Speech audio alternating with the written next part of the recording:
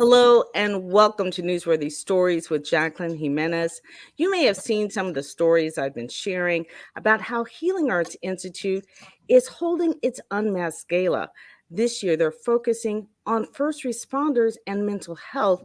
And today, we want to give you an opportunity to sponsor a first responder to attend. Today, to talk more about that, is I've got the whole crew here, some of South Florida's finest officers and beyond joining us. And so I wanted to first get you all to introduce yourselves and talk to us a little bit about why there is a need for mental health among first responders. So I'm going to start with you, Major Shaw. So if you could just start the introductions and then we'll get going. Absolutely. Good morning, everyone. And Jacqueline, thank you so much for allowing us to be on your platform. I'm super excited about this. Just so everyone know, I serve as the chair on the Healing Arts Board, but more than that, I am a major with the Miramar Police Department, Listen, where I I have love the been here boss. I love Mr. Bud. proudly for 16 years at the city of Miramar. And I can tell you, I'm really impassioned about mental health. One of my first incidents as a first responder is that we do deal with a lot of trauma. I think everyone can understand that we are called during some of the worst moments of residents' lives, of individual lives. So I remember my first interaction of understanding the importance of, I like to call it thriving mental health, because when people say mental health, we automatically go to the negative. But I believe in saying thriving mental health, and that means what can we do to ensure we have healthy minds and healthy ways of coping with situations. So I want to say about 8 years ago, I had an incident where we had an 11-year-old pass away on the side of the road from an asthma attack. And it was very difficult. It was myself and about 2 to 3 other officers. And I remember being invited after that on the same day by the Miramar Fire Rescue Team. And they said, hey, we're going to have a peer-to-peer meeting where we're going to talk about what happened. And this was new for me, but at the time I said, you know what? I really, really was heartbroken about that 11-year-old. I just could not get his mother's screams out of my head while at the hospital. So we went to the meeting and we did a round table, and that's when it hit me that it not just with law enforcement, but the firefighters and the paramedics who worked on the 11-year-old boy, they were also feeling the same type of hurt. I won't call it trauma at that a trauma, because I felt like the family's really traumatized, but then I realized, yeah, it was trauma that I was feeling. So we did a round table where we were able all to express how we felt about losing that 11-year-old. And I remember from that moment writing a 4-page letter to my chief explaining my experience and requesting at that time, this is something that we need to incorporate within our law enforcement agency. That fire rescue is onto something dynamic with talking about these items and decompressing after that scene. And so I am a champion of mental health at this time. And I was so blessed to connect with the Healing Arts Institute, who support us as first responders. And so understanding that every scene we go on is an experience for us, and it can lead to feeling of PTSD, it can lead to trauma, it can lead to stress. So I am a true champion of thriving mental health in law enforcement, and with all first responders, from nurses to firefighters to paramedics to social workers. And I'm just and thank you, Jacqueline, for allowing me to express that and be on this platform once again. So to answer that question on why thriving mental health is important for first responders, it was my firsthand experience that it is a wonderful, wonderful attribute to have to deal with our jobs every day. And on here, I like to introduce the person who really, really opened my eyes to mental health. If you don't, please allow me, Jacqueline, to introduce her. This is one of my mentors. We went to the academy together, and she is licensed, a licensed therapist. And someone I always say she's my free therapist. Well, this is my great friend and my my mentor, who is dynamic in mental health at her by her own right at her agency, Officer Lorenia. So please take the floor. So, first and foremost, thank you so much, Ms. Jimenez, for allowing me to be a part of this discussion this morning. This is so near and dear to my heart. Thank you so much, Major Shaw, um, for the work that you continue to do in the community around subjects such as mental health.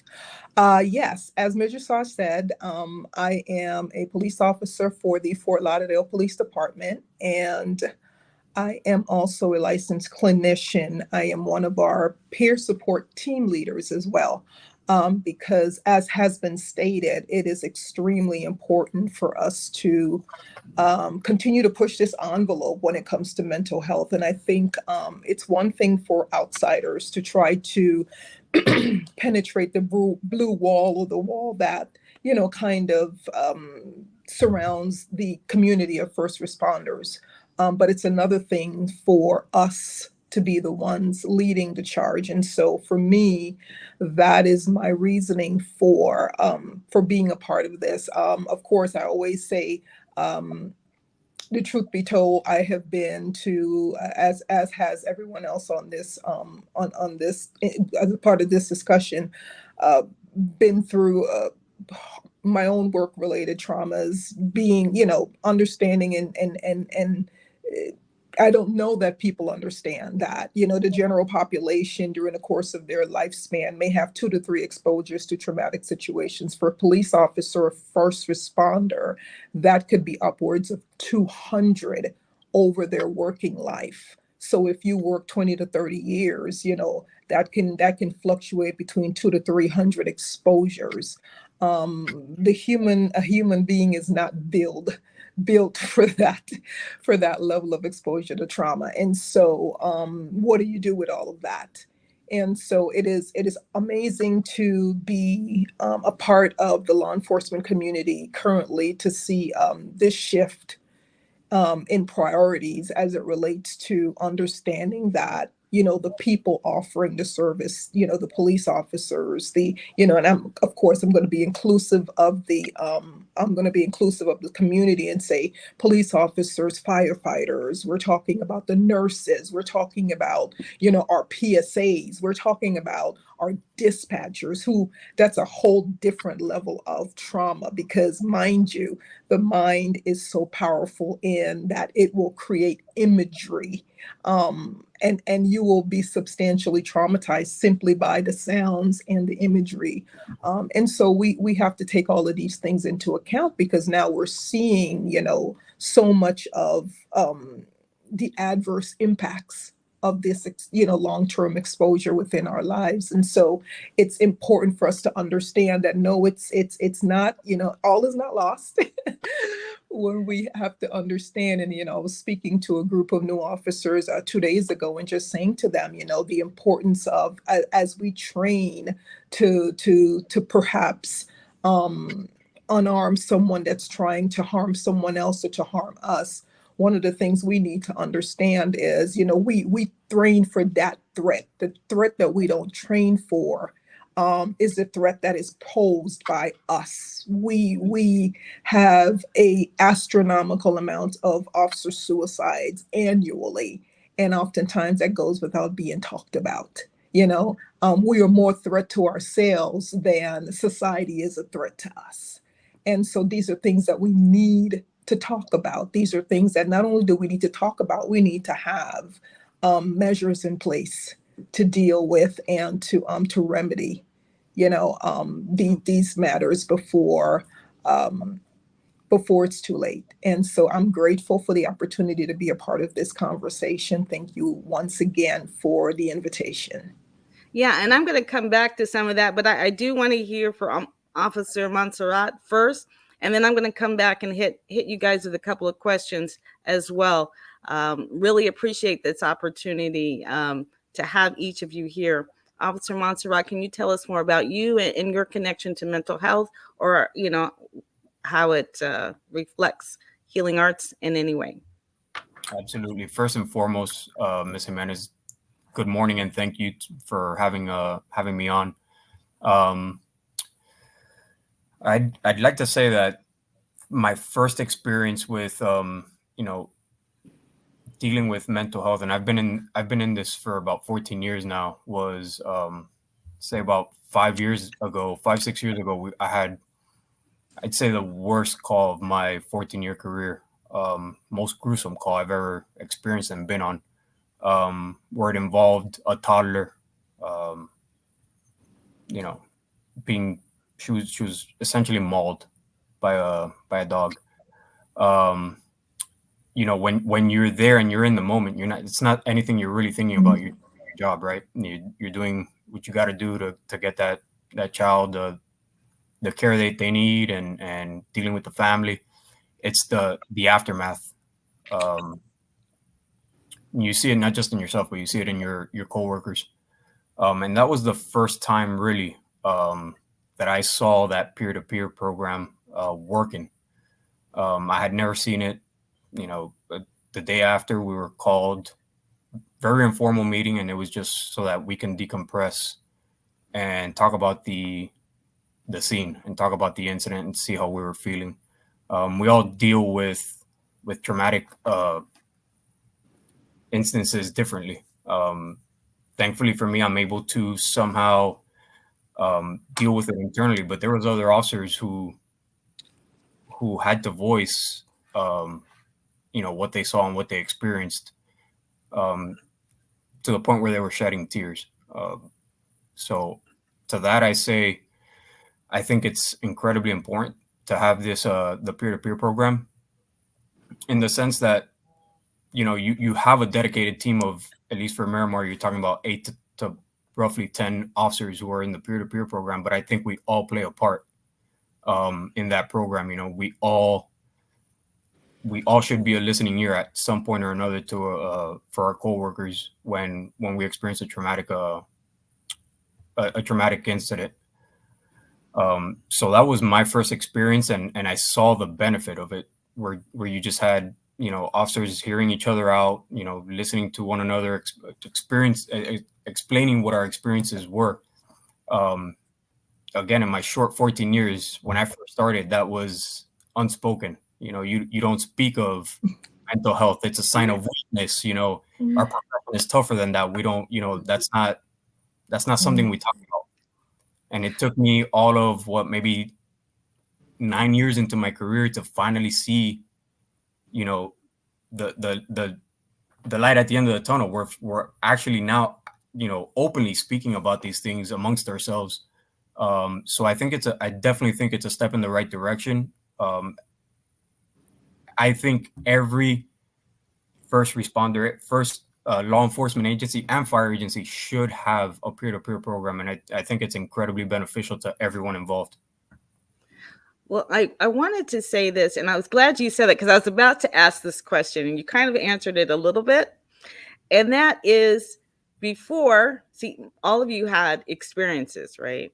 But before that experience, did you ever even consider, dealing with your mental health or addressing it, right?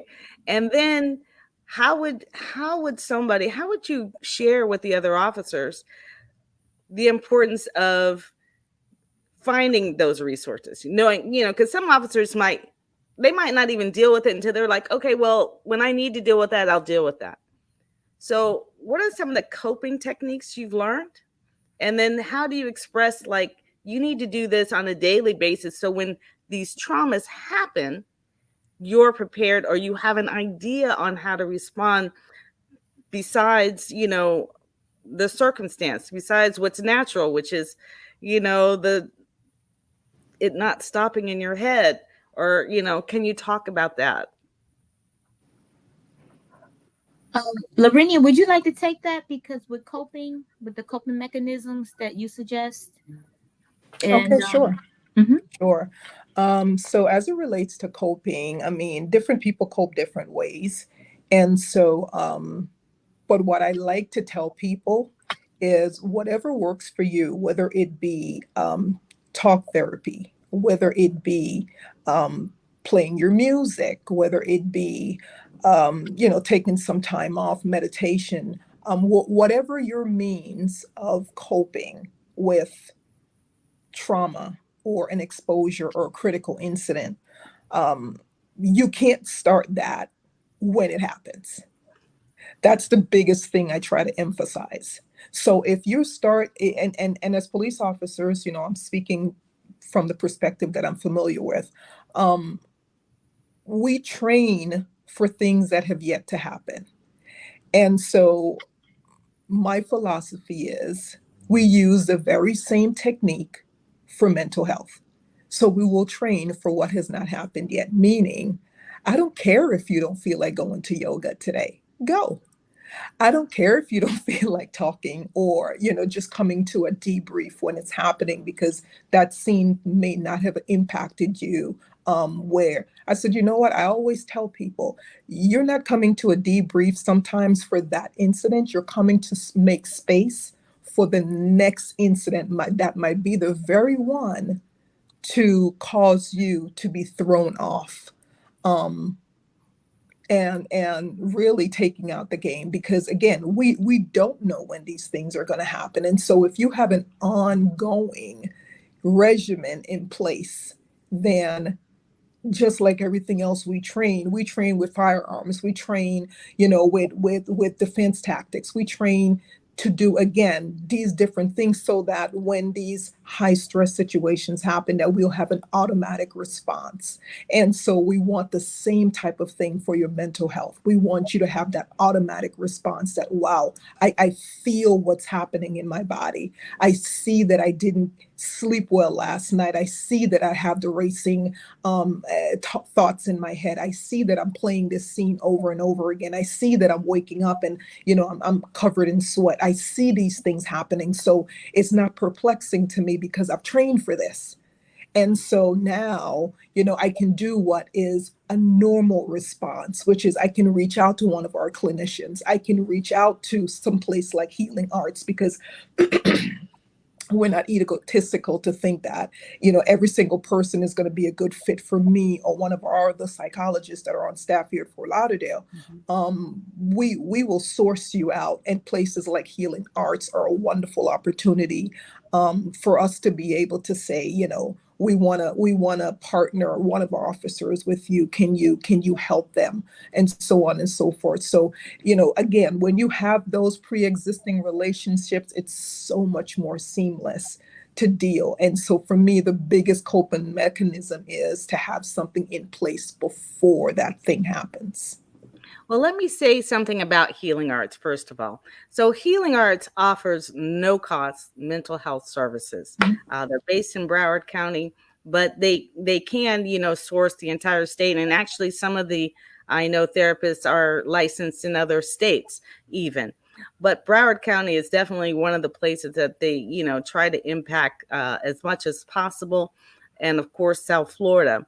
But it offers no cost mental health services. And uh, I know that sorry, I'm sorry. I'm laughing because, I'm copying you. So the fact that officers often reference, use Healing Arts as a reference when Yeah. you do come across trauma, particularly in youth as well. So, but the other thing I wanted to talk about or ask about is the fact that, you mentioned some of the techniques, but when we think of trauma, even, that's not necessarily something that happens, on the job. You guys have long hours. Mhm. What kind of denial, do you deal with? And because I know denial to me is that secret trauma that says, oh, I'm fine. I'm fine. I can do, let me just get through this week. Oh, if I could just get through this task, this training, you know, can Major Shaw or Officer Montserrat, can you talk about that denial a little bit? So people understand that you don't have to wait till you're in crisis moment, Mhm. to take advantage of these services. So most definitely, I will say this, and it was something you said, Jacqueline, about Officer Renee's been in law enforcement over a decade. I've hit law enforcement as a victim advocate to an officer 19 years now, We most definitely were not familiar with these things. We wasn't familiar with a balanced life. We didn't have these discussions. This just did not occur at law enforcement agency and for first responders overall. As Officer Montserrat mentioned, it was a sign of weakness. And I am proud to see over the last, I will say, 6 years, recently, just a coming to reality moment. I don't think just for first responders, I think for the society on a whole, this mental health thing is something we need to address and we have to stop sweeping away. So we do realize a lot of officers, and what's great, what I'm about to tell you, I actually learned by going to trainings for first responders where I learned this information. A lot of first responders return to alcoholism, Mhm. to deal with the pressures of stress, how domestic violence issues at home, dysfunctional marriage, divorce rates up, a lot of stress and everything, um, because they wasn't in tune to the pressures of everyday life. And now add that we are in a trauma field where we deal with not only our trauma but out with societal traumas. So take what we have, add what we're dealing with at work, what we're dealing with it at home. We did not discuss those things and we wasn't aware of how it was affecting us. So that led to a lot of issues, from suicide rates to be included. So right now I'm so happy about the direction we've gone in with understanding that. So I can say a week doesn't go by where I don't have a conversation with someone where you talk about, how are you feeling today? Mhm. In Mhm. this agency, within our own agency, did you get enough sleep? We are now asking these types of questions that was unheard of 10 years ago. Did you take a vacation? We're encouraging take time away, disconnect, because we realize that all of that, like I said, I believe in a thriving mental health, the positive mental health. In doing those things, we encourage working out, around our building. And Officer Monserrat can attest to that. We actually have flyers up for different peer-to-peer counselors that's totally private, psychologists and everything. So if an officer wants to call someone and don't want to go through our EPA system for employment assistance, we actually have flyers up that for different counselors and psychologists and psychiatrists that's outsourced through our agency if they want to call someone, um, because we understand that. So these actual conversations now, we went from having them not at all to we can sit in a training and we talk about this and we talk about why this officer committed suicide. I think one of the most profound trainings we had an officer family. He was a detective with Broward County. And Renee, I don't know if you remember this. Yeah, His wife actually came into our training to talk about the signs that she didn't recognize at the time, the pressures that he was feeling from dealing with cases that weren't solved, that attached to him. And so we had an actual family, and I'm so grateful to the Miramar Police Department for doing that, because that was so Mhm. profound.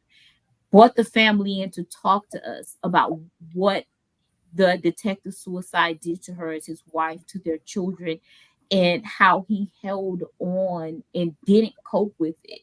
And her stance there was that if she can save one life, then she's good.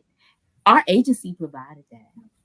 So it is just a different, better world in terms of, and we're still growing. We have room to get better. We are not perfect, but to deal with thriving mental health, I would say I don't have a week that goes by that we're not checking in with someone or talking about our good mental health now.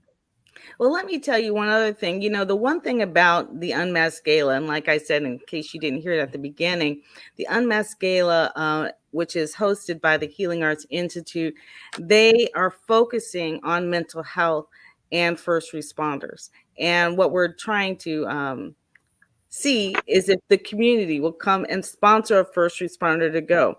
If you've ever been to the Unmasked Gala, and I know the two of you have at least, I don't know if Officer Montserrat has been there yet, but it is a way to what? Let your hair down. You have a good time, but you're also, it gives you an opportunity to meet mental health therapists in person.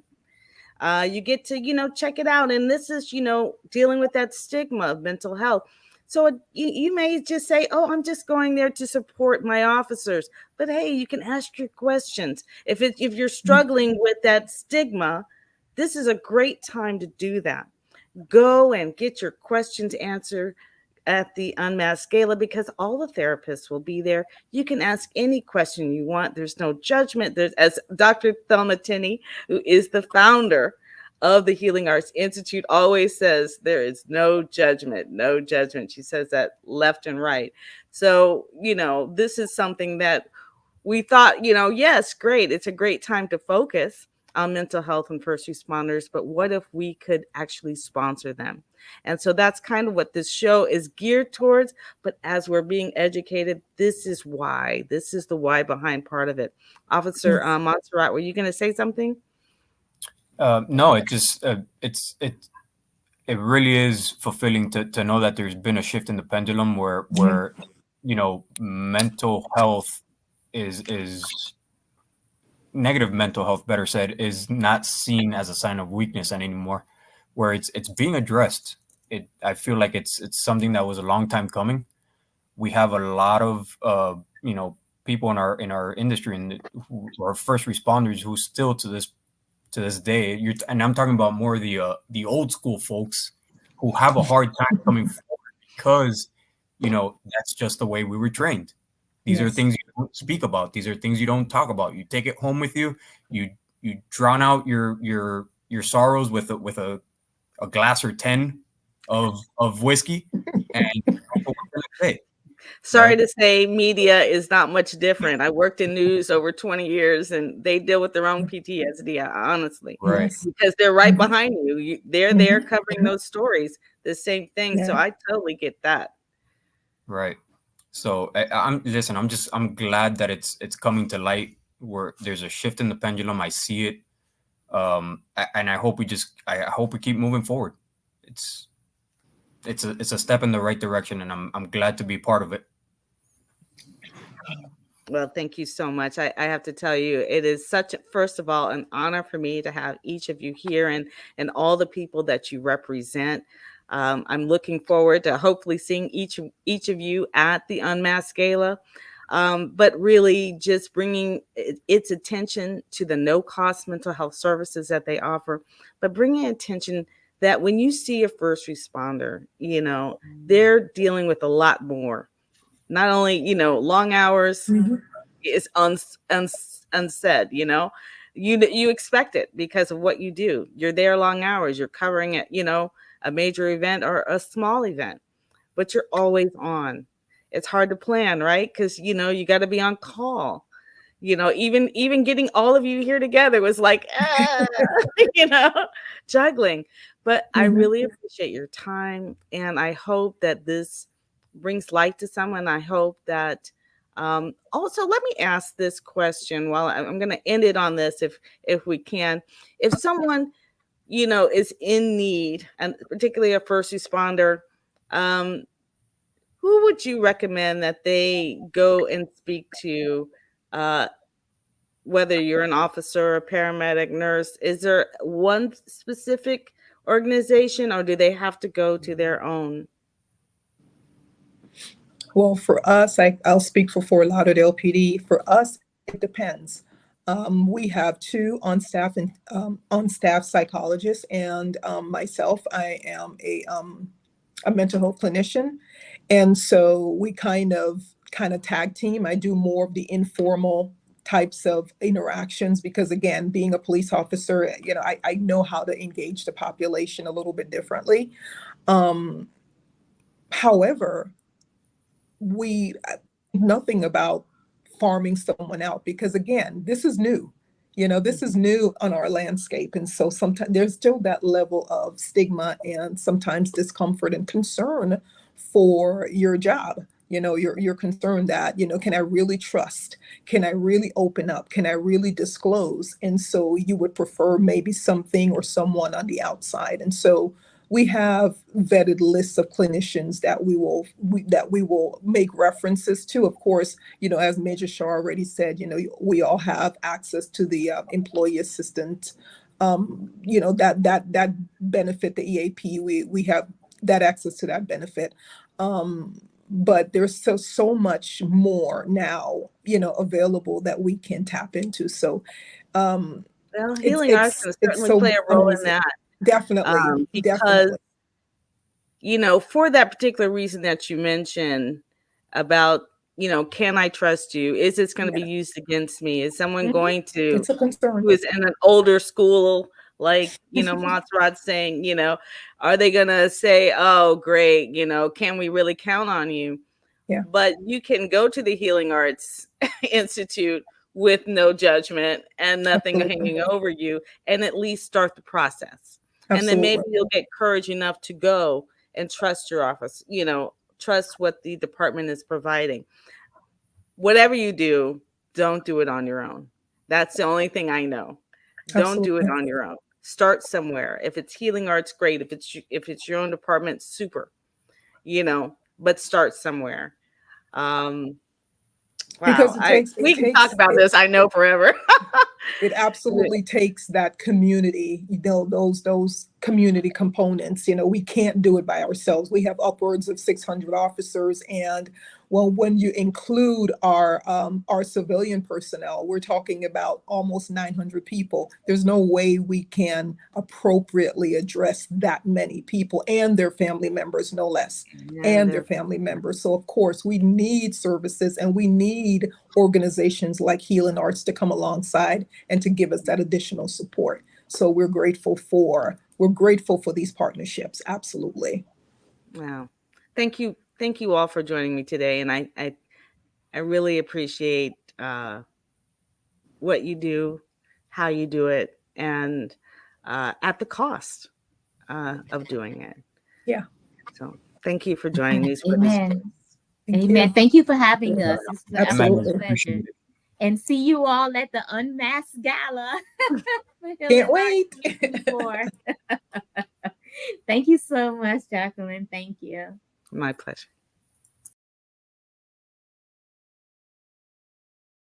Without question, we recognize the strenuous work of the lives of first responders, long hours, insurmountable demands, and yes, anxiety. Some would say it's all part of the job, but are our most treasured servants equipped to cope? It's the focus of this year's Unmasked Gala, presented by the Healing Arts Institute. Its founder, Dr. Thelma Tenney, highlighted the need for mental health among law enforcement last year. This year, she's looking at first responders as a whole. A lot of times we think that mental health is not important. I work with cardiologists all the time who refer hundreds of clients to me because they come into the cardiologist or the ER because they think they're having a heart attack, when in actuality it's anxiety. So they rule out everything else and everything is okay, and then right there's the anxiety that's there. So I just wanted to say that is an example of how mental health affects everything. You're thinking and talking about your brain. So if your brain goes, everything else goes with it.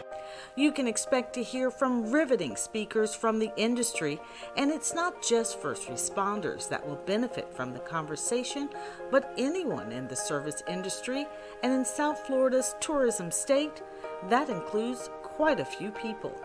Healing Arts Institute offers no-cost mental health services and is used as a resource by the Broward County Sheriff's Office for those in need. Join us for the Unmasked Gala, September 21st. You can register today at healingartssfl.org.